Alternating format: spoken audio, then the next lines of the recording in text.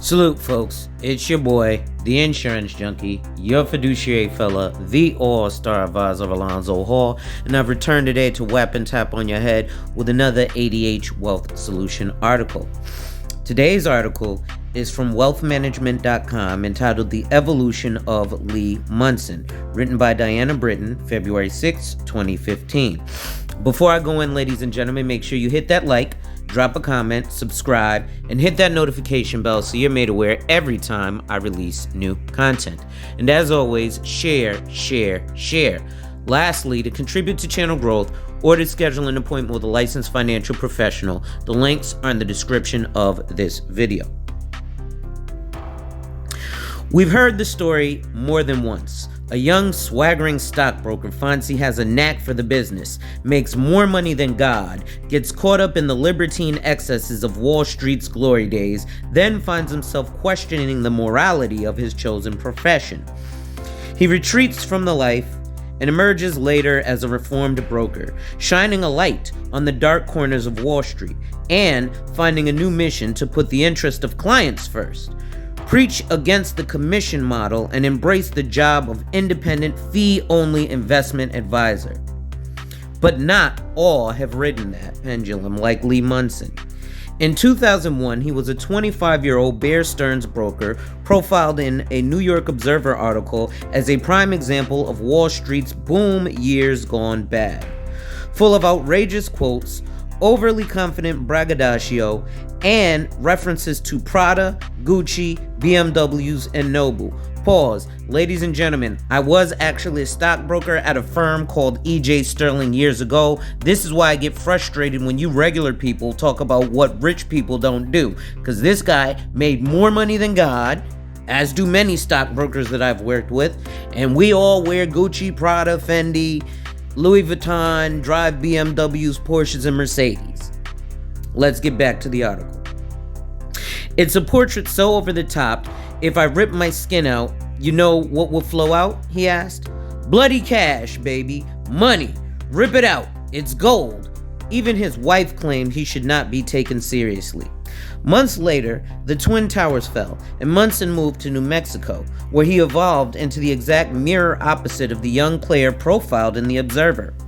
He decried the commission model and joined NAPFA.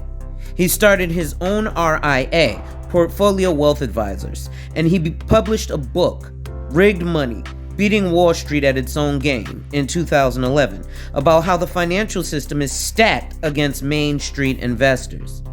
But there is a third act to this story. In short, Munson says now that there is a place for commissions. NAPFA is a cult, and despite what some financial planning purists may think, it is okay to make a lot of money in this industry. I was a NAPFA cult member. If it wasn't fee only, it was evil, Munson says, but he found out his new firm wasn't really able to offer the kind of holistic financial planning that he intended. I realized that I wasn't really hitting the mark with people. I wasn't really able to do anything other than manage stock and bond portfolios. It just wasn't satisfying to me, and it certainly wasn't satisfying to a lot of our clients. Offering insurance, he felt, was a big way to close that gap. He partnered with Tracy Ann Miller, a chartered life underwriter who specializes in insurance consulting and financial planning, in January of 2014. So after denouncing the commission model for years, he did an about-face, ditching the fee-only mantra in order to make money on the insurance side. Insurance now accounts for about 10% of their business. The fee-only thing is a real disservice, Munson says. He compares it to Alcoholics Anonymous. Financial planners are basically saying they cannot be trusted to engage with any financial product that pays a commission. I have a problem and I can't control myself, so I have to join this cult called NAPFA, and I have to tell everybody I'm not allowed to drive because I'll get drunk and crash. In fact, Munson was doing some insurance work for clients while he was fee only, but not getting compensated for it. Basically, I do all this work, but somebody else is getting a big fat check, he says.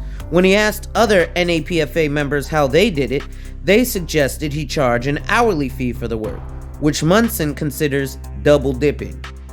Economically, I don't play these little shenanigans. Economically, this money is being generated. It's going to somebody. Have it go to the person who's actually doing the work. I'm not giving up the money. Portfolio wealth advisors with some 250 million AUM in assets still doesn't have a broker-dealer affiliation. But since the change, Munson says clients are more satisfied and it's more of a pure business and more lucrative. Everything last year just went like clockwork, he says. I personally never made more money. The firm's never been more profitable. I think in our business, we always pretend that we're not highly compensated. We always pretend like, oh, I didn't just buy that Ferrari. I'm not spending my weekends in Taos skiing. It's like, goddamn straight I did. There's a quote from Mark Cuban that says, if you feel like your customers own you, it's because they do. This is very stressful. It dominates my life. It ruins my marriage. It takes time away from my kids. It's highly paid. Do you hear surgeons going around saying, oh, I'm sorry, I really just make 50 grand? You don't. We got into this business because we wanted to make money. You stay in the business because you realize that people need help. If not, I'd be a stockbroker still. I got in the business as a stockbroker, so that should tell you something. I like to make money, but I changed to an RIA. Why? Because as I got older and started a family and started to think about who I was as a person, I thought, you know what? I'm not giving up the money. What I will do is give up being an ass. So that's going to be it for today, ladies and gentlemen. Make sure you hit that like, drop a comment, subscribe, and hit that notification bell so you're made aware every time I release new content. And as always, share, share, share.